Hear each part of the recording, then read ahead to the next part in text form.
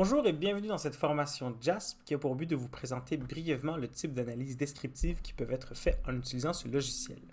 Donc, avant de commencer, on va regarder comment est-ce qu'on peut importer nos données. Ici, en haut à gauche, vous avez un menu qui consiste en trois barres horizontales bleues. En cliquant dessus, vous pouvez voir que ceci apparaît et en cliquant sur Open, on vous laisse le choix entre importer des fichiers récents, ce qui dans mon cas pourrait être utile, ou bien aller directement dans votre ordinateur et utiliser le bouton Browse pour aller chercher le fichier qui vous intéresse particulièrement. Le mien est juste ici, alors je vais cliquer et vous remarquerez qu'il s'agit d'un fichier .csv, comma separated value. Bien que JASP puisse importer et lire des fichiers Excel, nous vous suggérons d'utiliser le format CSV car celui-ci réduit les chances d'erreur lors de l'importation. Donc, je clique dessus, ouvrir et voilà. Donc, en haut, vous avez vos variables. Donc ici, j'ai mon code de participant. Vous aurez remarqué que j'ai 100 participants exactement. C'est une banque fictive. Donc, j'ai 100 participants. J'ai le groupe auquel ils appartiennent, 1 ou 2. Et les variables 1, 2 à 10 pour le temps 1 et les variables 1 à 10 pour le temps 2.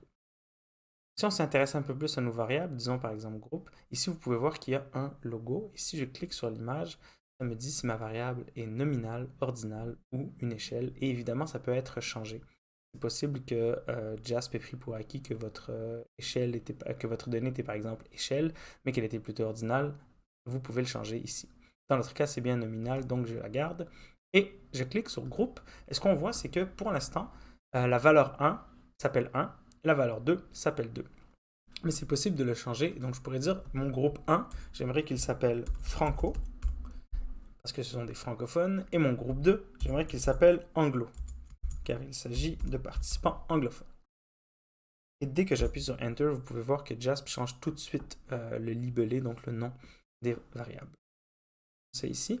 Et en haut, en fait, de votre écran, vous pouvez voir qu'il y a plusieurs suites qui sont possibles pour les analyses statistiques dans JASP, les analyses descriptives, les tests T qui permettent de voir les différences entre les moyennes de groupes ou de temps de mesure, les ANOVA qui permettent de voir les différences de moyenne entre trois groupes ou trois temps de mesure ou plus, les mixed models, les régressions linéaires logistiques, la fréquence, les tableaux de fréquence, les analyses factorielles, et il y en a beaucoup plus ici qui seront peut-être couvertes dans de futurs tutoriels. Pour l'instant, on s'intéresse aux analyses descriptives, donc on clique sur Descriptives, et tout de suite, ce qu'on peut voir, c'est que dans la boîte de gauche, toutes nos variables qui ont été importées dans notre fichier CSV sont ici présentes. Et c'est à nous de dire à JASP quelles variables seront à l'étude. Donc, disons que dans notre cas, ce sont les variables au temps 1, les variables 1, 2 et 3. Donc on les sélectionne et on peut soit utiliser la flèche ici pour les amener dans les variables à l'étude, ou bien tout simplement cliquer et les déposer. Et ce que vous allez voir, c'est que JASP va tout de suite générer les résultats des analyses statistiques de base. Donc, ici par exemple, pour la variable 1 au temps 1, le nombre d'informations valides, on en a 100, manquant, on en a 0, la moyenne est de 4,87, l'écart type est de 2,86, et ainsi de suite. Systématiquement, ce sont les statistiques qui sont mises en place par JASP par défaut. Donc, les valeurs valides, manquantes, la moyenne, l'écart type, le minimum et le maximum. Si vous êtes comme moi et que vous préférez avoir vos variables à gauche et vos statistiques en haut, vous pouvez tout simplement cliquer sur Transpose Descriptive Table. Vous allez voir qu'automatiquement, JASP va vous les placer comme ça. Vous avez vos variables ici et les statistiques en haut. Maintenant, disons que je ne veux pas avoir nécessairement comme analyse statistique le nombre d'items valides et le nombre d'items manquants, et que en plus j'aimerais avoir, en plus de la moyenne, la médiane. Bien, je peux cliquer sur Statistiques ici, et en ouvrant l'onglet, vous allez voir toutes les statistiques que JASP vous permet de faire, les statistiques descriptives. Donc, disons ici que je ne veux pas avoir le nombre d'items valides, d'items manquants. Ça me les enlève automatiquement. Et en plus de la moyenne, je voudrais la médiane. Tout ce que j'ai à faire, c'est à cliquer ici, à cocher médiane, et JASP le génère automatiquement. Voilà. Ensuite, il est possible d'observer un peu vos données d'un point de vue un peu plus visuel en utilisant soit des graphiques avec Basic Plots ou des tables avec Tables. On va commencer avec Basic Plots.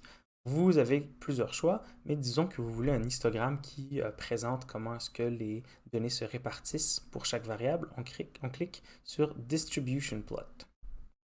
Et tout de suite, Jasp va nous générer un histogramme pour, par exemple, nos variables 1 au temps 1. Donc, combien de participants ont répondu 1, combien de participants ont obtenu 2, 3, 4 et ainsi de suite. Pareil pour la variable 2 au temps 1 et pareil pour la variable 3 au temps 2. Si vous voulez plutôt que des graphiques ou ajouter au graphique une table, vous pouvez aller dans Tables et cliquer sur Frequency Tables, donc une table de fréquence. Et Jasp va vous générer quelque chose qui ressemble à ça. Donc pour la variable 1 au temps 1, le nombre de participants qui ont répondu 1, ils étaient 13. Ils représentent donc 13% de notre échantillon, parce que nous avons 100 participants. Et ici, vous avez le pourcentage cumulé. Donc, si on s'intéresse au fait de savoir combien de personnes ont répondu 6 ou moins, on pourrait dire que 67% de nos participants ont répondu 6 ou moins que 6. Et vous avez évidemment cette table-là pour la variable 1 au temps 1, la variable 2 au temps 1, 3 au temps 1. Donc, toutes les variables qui ont été nommées ici. Et finalement, une dernière des fonctionnalités qu'on peut faire au niveau des analyses descriptives, c'est de s'intéresser à ces variables-là, mais séparées en groupes. Si par exemple, je veux savoir comment la variable 1, 2 et 3 se répartissent selon le groupe dans lequel les participants se trouvent, donc je vous rappelle anglophone ou francophone, bien ce que je peux faire, c'est prendre la variable groupe et soit, encore une fois, la prendre et la déposer ici, bien je peux utiliser cette flèche ici pour la mettre. Et ce qu'on va voir, c'est que on va obtenir les résultats de la variable 1 au temps 1 pour les francophones et pour les anglophones. Dans ce cas-ci, je préfère décocher le Transpose Descriptive Table parce que ça nous permet d'avoir une table beaucoup plus visuelle, je trouve. Donc, juste pour vous montrer, ici, donc, on a la médiane pour la variable au temps 1, la variable 1 au temps 1 pour les francophones, la variable 1 au temps 1 pour les anglophones, pareil pour la variable 2 et la variable 3. C'est un tableau qui permet de voir si, d'évaluer si visuellement il y a des différences ou si nos groupes sont assez similaires. On verra plus tard comment faire des plus inférentiels, mais d'un point de vue descriptif, ça peut être très informatif.